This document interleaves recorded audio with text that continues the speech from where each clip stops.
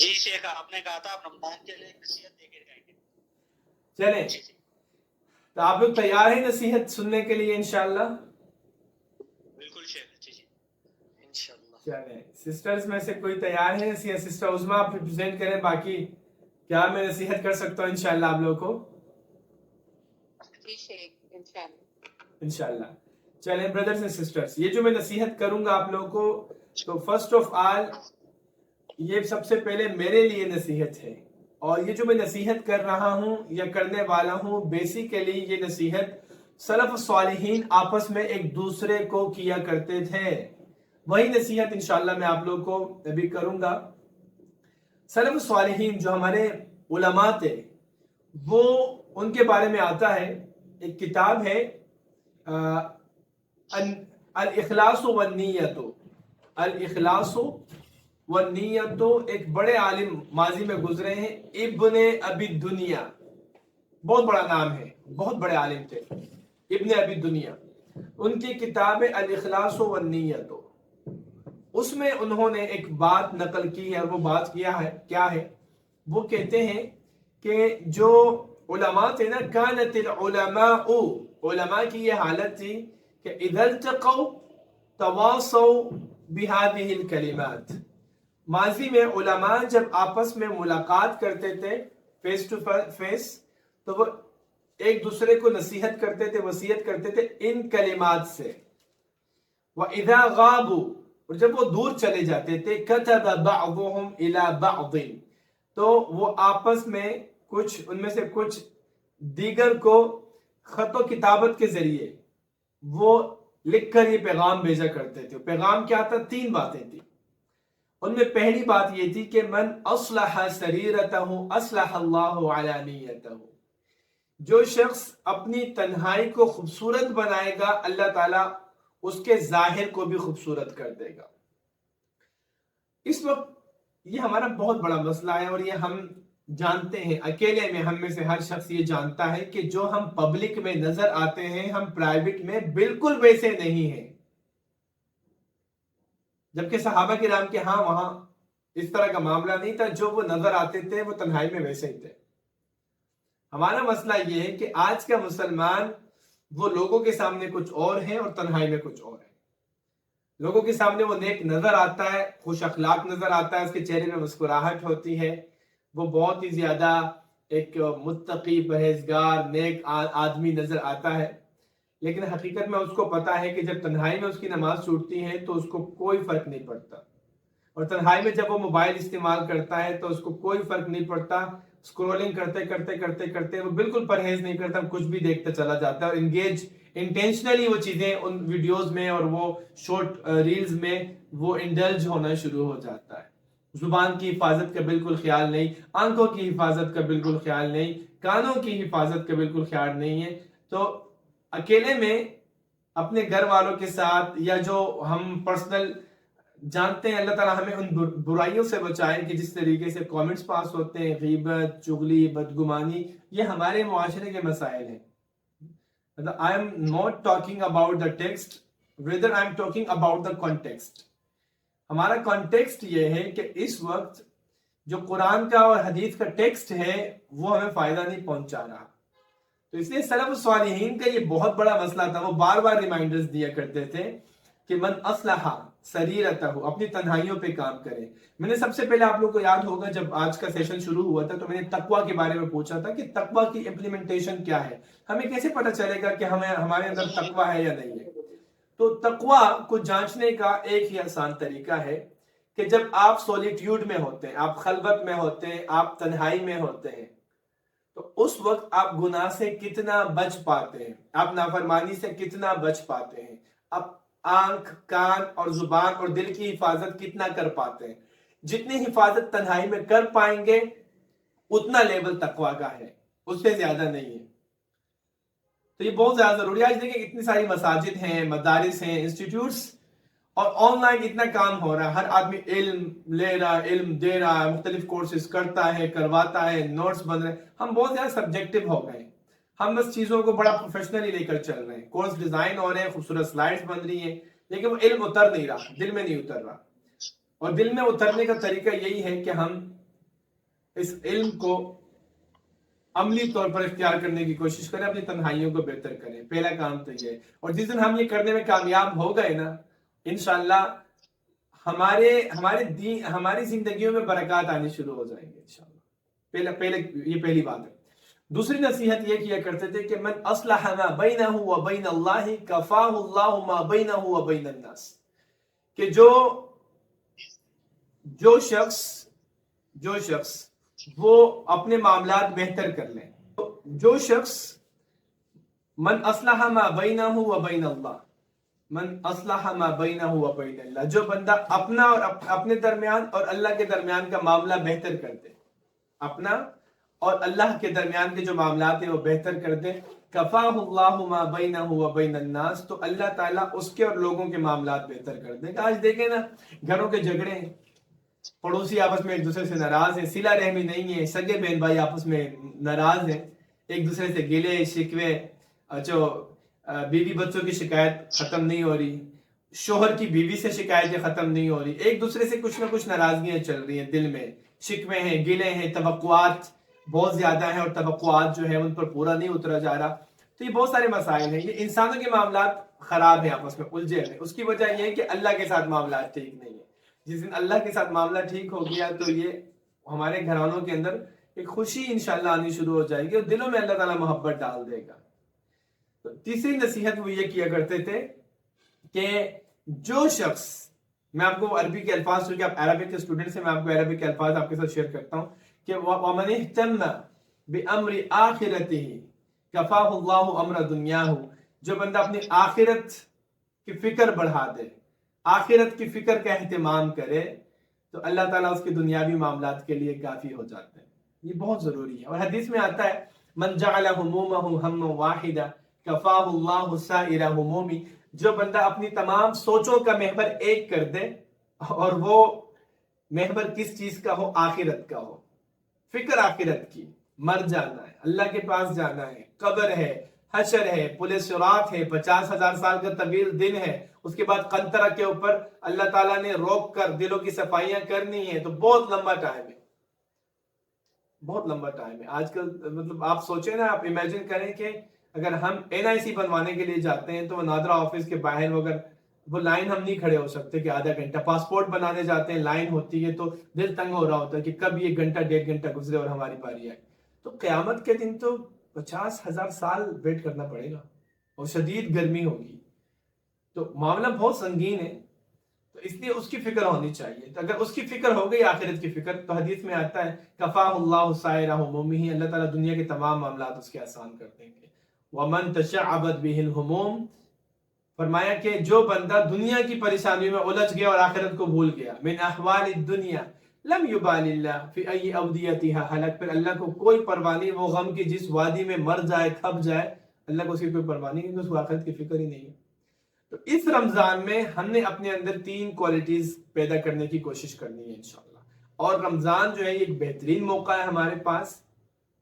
پہلی چیز یہ ہے کہ ہم نے اپنی تنہائیوں پہ کام کرنا ہے، یہ کرنے کا کام ہے. دوسرا یہ کہ اللہ کے ساتھ اپنا معاملہ بہتر کرنا. اب سوال یہ ہے کہ اللہ کے ساتھ اپنا معاملہ کیسے بہتر کریں گے؟ ذکر کر کے، اللہ تعالیٰ کے اسماء و صفات کا علم حاصل کر کے. اسماء و صفات کی جو ہے وہ ایک مینیفسٹیشن ہوتی ہے ہمارے کردار میں. اللہ تعالیٰ اگر غفور ہے، رحیم ہے، تو ہمارے اندر بھی معافی کی کوالٹی ہمیں بڑھانی ہے. اللہ تعالیٰ اگر لطیف ہے اور اللہ تعالیٰ جو ہے رفیق ہے، تو ہمیں بھی رفیق بننا ہے، نرم مزاج ہونا ہے، لوگوں کے ساتھ نرمی اختیار کرنی ہے. تو اللہ تعالیٰ کے اسماء و صفات کا علم حاصل کر کے، استغفار کر کے. میں آپ کو بولتا ہوں استغفار کا بہت فائدہ ہے. جب زندگی میں کبھی میں الجھ جاؤں، آپ الجھ جائیں، تو اس کا ایک ہی حل ہے. بعض دفعہ ایسا ہوتا ہے کہ زندگی رک جاتی ہے، کچھ سمجھ میں نہیں آتا اب میں کیا کروں، سب کچھ الجھ گیا ہے اور مرض بڑھتا ہی گیا جوں جوں دوا کی. سلجھانے کی کوشش کرتے ہیں، سمجھ ہی کچھ نہیں آتا. ہم اپنی طرف سے بہت بہترین سفر جاری رکھتے ہیں. ہمیں لگتا ہے کہ اب صبح ہوگی، اب شام، یہ جو غم کا سورج ہے یہ ڈھل جائے گا، ٹل جائے گا، اور یہ جو دکھوں کی شام ہے یہ گزر جائے گی، اور ایک نیا سورج وہ نمودار ہوگا، ایک اگلی صبح آئے گی، سکون زندگی میں آئے گا. لیکن وہ الجھنا ختم ہی نہیں ہوتا، مسلسل الجھتے چلے جاتے ہیں. تو اس کا حل استغفار ہے. جو بندہ کثرت سے استغفار کرتا ہے، اللہ تعالیٰ اس کو اس الجھن سے نکال دیتا ہے. جو ذکر کرتا ہے، اللہ تعالیٰ اس کو اس الجھن سے نکال دیتا ہے. اس کی بہت سارے دلائل موجود ہیں. ابن تیمیہ رحمہ اللہ کا ایک قول میں پڑھ رہا تھا.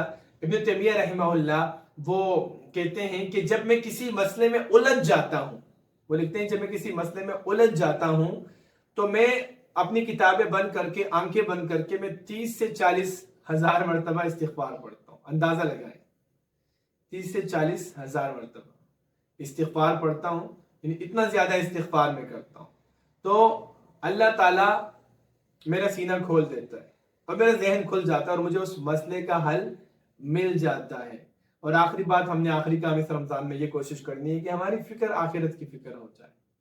ہم آپس میں جب بھی بیٹھیں تو جہاں دنیاوی معاملات ہم ڈسکس کرتے ہیں گھروں میں، آخرت کے معاملات بھی ہم ڈسکس کرنا شروع کرتے ہیں. اب یہ کیسے کریں گے رمضان میں؟ رمضان سے کیسے فائدہ اٹھا سکتے ہیں؟ رمضان سے فائدہ اٹھانے کا ایک ہی طریقہ ہے کہ سب سے پہلے تنہائی اختیار کریں، پلگ آف ہو جائیں. یہ جو مصروفیت ہے نا، یہ جو بہت زیادہ مصروفیت ہو چکی ہے، صبح ہوتی ہے، شام ہوتی ہے، عمر یوں ہی تمام ہوتی ہے، اس مصروفیت سے نکلنا ہے. فون بند کر دیں، گھر والوں سے بھی تنہائی اختیار کر لیں، ریلیکس ہو جائیں. اعتکاف ایک بہت اچھا موقع ہے اس حوالے سے کہ اعتکاف میں یکسوئی ہوتی ہے، انسان ہوتا ہے اور اللہ ہوتا ہے.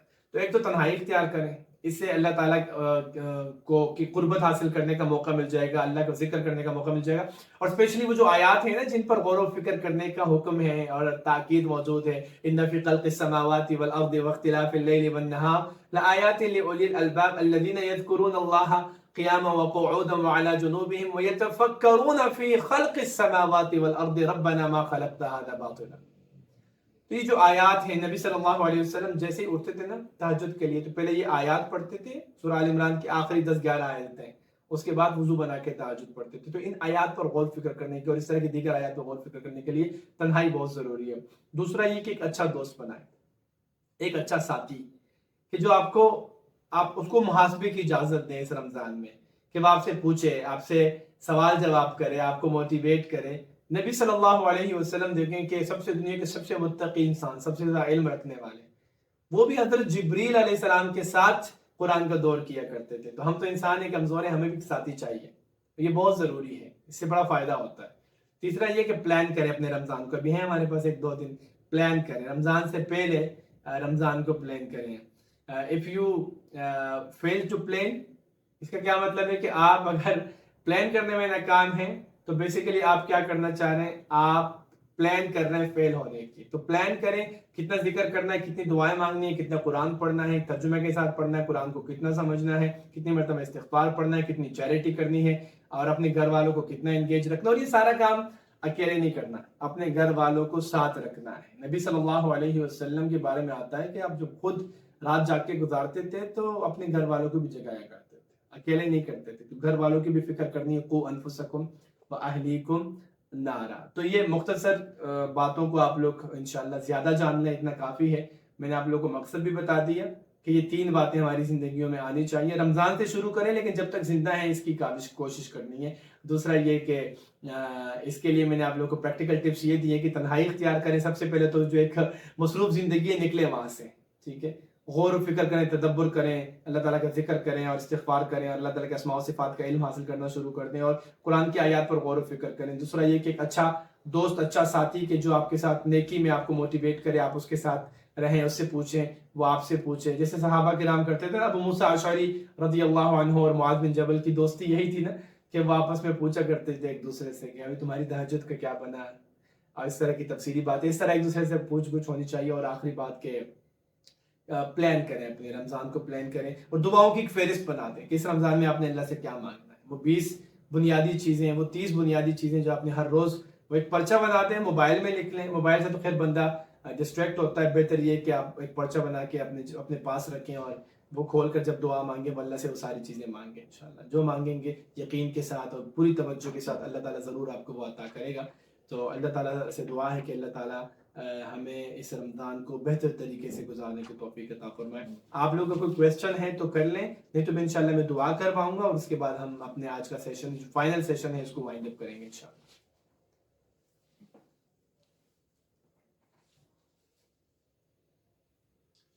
نصیحت کو جو آپ نے دی ہے اس کو عربک میں اگر آپ ہمیں سینڈ کر دیں تو ہم اسے پڑھتے بھی رہیں. جی یہ میں بھیج دیتا ہوں انشاءاللہ. آپ لوگ اور عمل بھی کریں.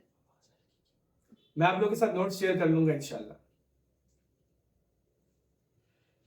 چلیں دعا کریں انشاءاللہ 5-7 منٹ کی دعا مانگتے ہیں، اس کے بعد اللہ سے عاجزی کے ساتھ استغفار کرتے ہوئے اور اپنی غلطیوں کا اعتراف کرتے ہوئے دعا مانگتے ہیں کہ اللہ تعالیٰ ہمیں توفیق دے، استقامت دے، اور اس کے بعد انشاءاللہ اپنا ہمارا سیشن آج کا مکمل ہو جائے گا۔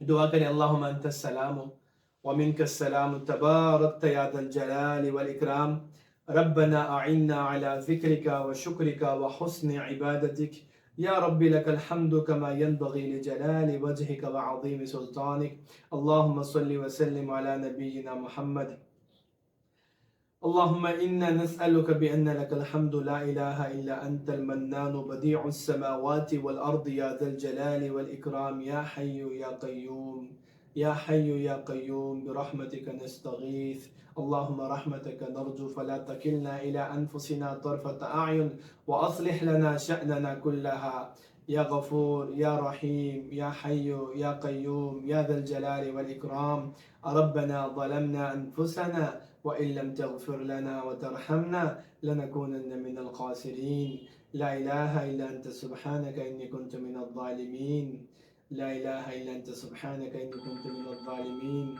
اے اللہ ہم سب کے گناہوں کو معاف فرما، اے اللہ ہم سب کے گناہوں کو معاف فرما، اے اللہ ہم سب کے گناہوں کو معاف فرما، اے اللہ ہمارے دلوں کو صاف فرما، اے اللہ ہمارے دلوں کو صاف فرما، اے اللہ ہمیں نیکی کی راہ پہ چلا دے، اے اللہ ہمیں فرما برداری والی زندگی گزارنے کی توفیق عطا فرما، ہمیں 5 وقت کا باجماعت نمازی بنا، قیام اللیل کا اہتمام کرنے کی توفیق عطا فرما، اے اللہ ہم سب پر رحم فرما، ہماری خطاؤں سے درگزر فرما، مولا کریم ہمیں وہ زندگی گزارنے کی توفیق عطا فرما جس سے تو راضی ہو جائے، اے اللہ اپنی اور اپنے رسول کی محبت ہمارے دلوں میں ڈال دے، اے اللہ علم کی محبت، قرآن کی محبت ہمارے دلوں میں ڈال دے، اے اللہ ہم آپس میں مسلمان ایک دوسرے سے محبت کریں، ہمیں توفیق عطا فرما، ایک دوسرے کی قدر اور لحاظ کریں، ہمیں توفیق عطا فرما، اے اللہ امت مسلمہ پر رحم فرما، اللہ ہمارے بیماروں کو شفا عطا فرما، ہمارے مریضوں کو مکمل شفا عطا فرما، یا اللہ جتنے بھی لوگ بیمار ہیں مولا کریم سب کو شفا عطا فرما،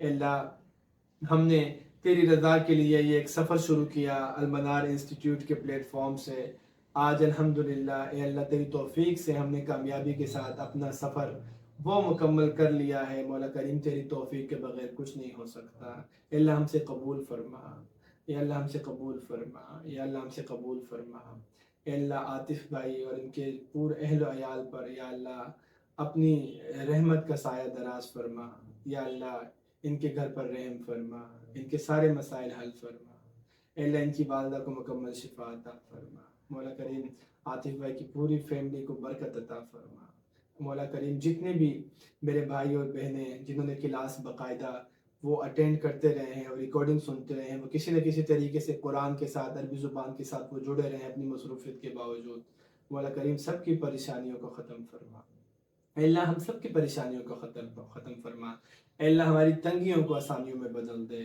یا اللہ ہماری پریشانیوں کو خوشیوں میں بدل دے، اے اللہ مسلسل جب سے یہ کلاسیں چل رہی ہیں ہمارے ایک اور بھائی مسلسل ہم یہاں کلاس جب پڑھاتے وہ مسلسل آتے ہمیں ٹائم دیتے، بہت سارے مینجمنٹ کی ذمہ داریاں وہ سنبھالتے، ہماری سیٹنگز دیکھتے، یا اللہ مولا کریم ان سے ان کی ان کاوشوں کو قبول فرما، مولا کریم ان کی پریشانیوں کو دور فرما، ان کے گھر کو آباد فرما، مولا کریم ان کی جتنی جائز خواہشات ہیں سب پوری فرما، یا اللہ ان پر رحم فرما، مولا کریم برکت عطا فرما ان کی زندگی میں، اے اللہ ہم سب سے ہماری نیکیاں قبول فرما، اے اللہ جتنے لوگ ایمان کی حالت میں اس دنیا فانی سے کوچ کر چکے ہیں، اے اللہ مولا کریم آگے کی منزلیں آسان فرما دے، اے اللہ کروڑ کروڑ جنت نصیب فرما، قبر کو تحت نگاہ وسیع فرما، مولا کریم جتنے ہمارے بزرگ مولا کریم جا چکے ہیں، اے اللہ اے مولا کریم میرے والد صاحب، عاطف بھائی کے والد صاحب، ہمارے ایک اور بھائی جو یہاں آتے ہیں مولا کریم ان کے والد صاحب،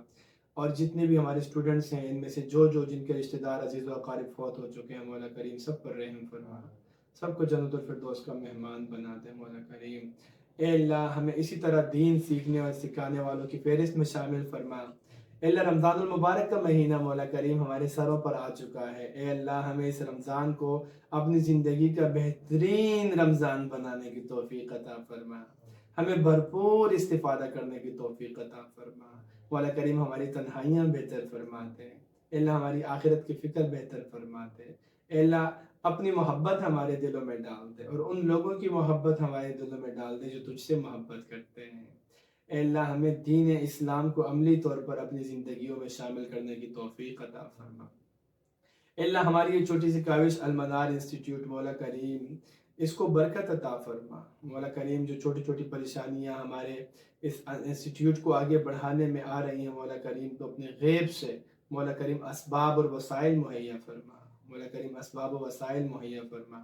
مولا کریم اس پودے کو پروان چڑھا دے، مولا کریم ہمارے رستے کھول دے اور ہمیں زیادہ سے زیادہ اس پلیٹ فارم سے خیر تقسیم کرنے کی توفیق عطا فرما۔ منزل آسان فرما یا اللہ، رستے آسان فرما۔ اے اللہ ہماری بہنیں، ہمارے بھائی مولا کریم جو علم کی محبت میں ہمارے ساتھ اس پورے عربی زبان عربک 101 کے سفر میں شامل رہے، یا اللہ ان کو مزید مواقع فراہم عطا فرما اور ان کو مولا کریم ان پر رحم فرما، ان کی منزلیں آسان فرما، ان کی مشکلات آسان فرما، ان کے رزق میں برکت عطا فرما، ہم سب کے رزق میں برکت عطا فرما۔ جو لوگ پڑھ رہے ہیں مولا کریم ان کی پڑھائی، ان کی جو وہ ایجوکیشن لے رہے ہیں، جو ڈگری وہ حاصل کرنے کی خواہش مند ہے مولا کریم، ان کے لیے آسانیاں فرما، ان کے امتحان آسان فرما۔ مولا کریم جتنی بھی ہماری بہنیں بھائی اس وقت آن لائن اس دعا میں شامل ہیں مولا کریم، ان کی جتنی جائز خواہشات ہیں مولا کریم تمام خواہشات ان کی پوری فرما۔ ہمیں عربی زبان سمجھا دے، اللہ ہمیں عربی زبان سکھا، ہمیں بالکل بہترین طریقے سے عربی زبان بولنے کی توفیق اور سعادت عطا فرما۔ اللہ ہمیں جنت عطا فرما، مولا کریم ہمیں جنت میں اکٹھا فرما، ہمیں جنت عطا فرما۔ مولا کریم ہمیں آخرت کی تیاری کرنے کی توفیق عطا فرما، ہمیں اپنے والدین کے لیے صدقہ جاریہ بنا، اپنی اولاد کی پرورش کرنے کی اور ان کی تربیت کرنے کی توفیق عطا فرما، ہمیں بہترین باکردار اور بااخلاق مسلمان بنا دے مولا کریم، باکردار اور بااخلاق مسلمان بنا دے مولا کریم، ہم پر رحم فرما، ہم سے راضی ہو جا مولا کریم، ہم سے راضی ہو جا اور ہمیں ویسے بنا یا اللہ کہ جس سے آپ راضی ہو جائیں۔ یا اللہ ہماری دنیا بھی بہتر فرما، ہماری آخرت بھی بہتر فرما۔ ربنا آتنا فی الدنیا حسنہ وفی الآخرۃ حسنۃ وقنا عذاب النار۔ سبحان ربک رب العزۃ عما یصفون وسلام علی المرسلین والحمد للہ رب العالمین۔ یا اللہ اس وقت جو فلسطین کے حالات ہیں میرے مولا، اس وقت جو فلسطین کے حالات ہیں، دیگر امت مسلمہ کے کچھ ایسے ممالک کہ جہاں پر ظالم جابر کافر یہودی نصارہ وہ ظلم مولا کریم مسلمانوں کے اوپر ڈھا رہے ہیں، ظلم کے پہاڑ توڑ رہے ہیں مولا کریم، مسلمانوں کے ان ظالموں کے چنگل سے مسلمانوں کو نجات عطا فرما۔ مولا کریم اس رمضان میں بھی یہودی فلسطین میں جنگ بندی نہیں کرنا چاہ رہے، ان کی وہ جو ایک آپریشن مسلمانوں کے خلاف وہ کر رہے ہیں وہ جاری رہنے کا وہ عندیہ دے چکے ہیں۔ اللہ تو اپنے فضل سے، کرم سے، اپنی طاقت سے، اپنی قوت سے ان کو روک دے، ان کو باز رکھ۔ فلسطینیوں کے لیے رمضان مولا کریم خوشی کا رمضان بنا دے مولا کریم، ان کو یہودیوں کے چنگل سے آزاد فرما، ہم سب کو ظالموں کے چنگل سے نجات عطا فرما، ملک پاکستان کو امن کا گہوارہ بنا مولا کریم، یہاں پر دین کی ہوائیں چلیں۔ سبحان ربک رب العزۃ عما یصفون وسلام علی المرسلین والحمد للہ رب العالمین۔ جزاکم اللہ خیرا۔